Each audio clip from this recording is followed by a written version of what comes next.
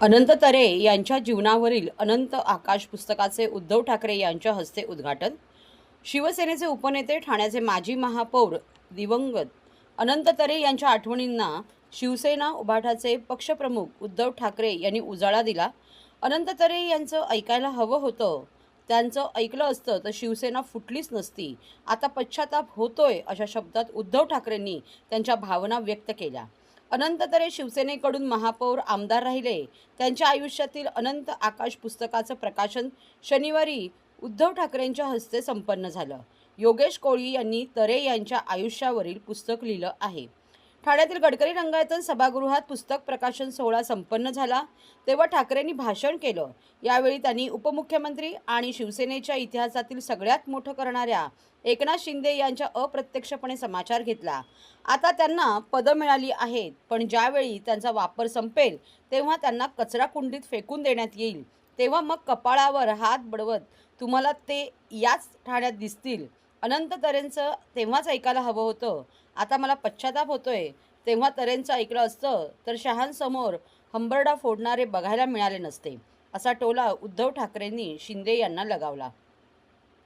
शिंदे यांच्याबद्दल काय म्हणालेत अनंत तरे? एकनाथ शिंदे यांनी शिवसेनेच्या इतिहासातील सर्वात मोठं बंड करत संपूर्ण पक्षच ताब्यात घेतला।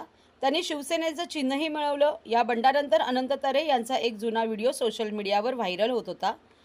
त्यात त्यांनी शिंदे यांच्या कार्यपद्धतीवर कडाडून टीका केली होती। शिंदेंना आवरा असं मी उद्धवजींना सांगितलं आहे, नाहीतर हा दुसरा नारायण राणे होईल, अशी भीती तरे यांनी व्यक्त केली होती। तरे यांचं 4 वर्षापूर्वी निधन झालं, पण शिंदेबद्दलचा त्यांचा व्हिडिओ बंडानंतर व्हायरल झाला। बद्दल महापालिका लुटले, राज्याची तिजोरी लुटले, मुंबईची तिजोरी लुटलेली आहे। मुंबई आणि ठाण्याची महापालिका म्हणजे मुंबईवरती जवळपास 2.25 लाख कोटीचं देणं देऊन करून ठेवलेले। कोणी केलं हे? काय शेतात जायला हेलिकॉप्टर, काय शेतकरी पंचतारांकित शेती, हेलिकॉप्टरनी शेतात जातो। भाई इकडे जरा काही मनासारखं नाही झालं तर तिकडे जाऊन हेलिकॉप्टरने जातो, पण भाजी कापतो का रेडा कापतो माहिती नाही। तर या भ्रष्टाचाराविरुद्ध येत्या सोमवारी आपण मोर्चा काढतो आणि या मोर्चामध्ये मला अभिमान आहे की आपल्यासोबत इतर पक्ष सुद्धा आहे आणि विशेषतः मनसे सुद्धा आहे।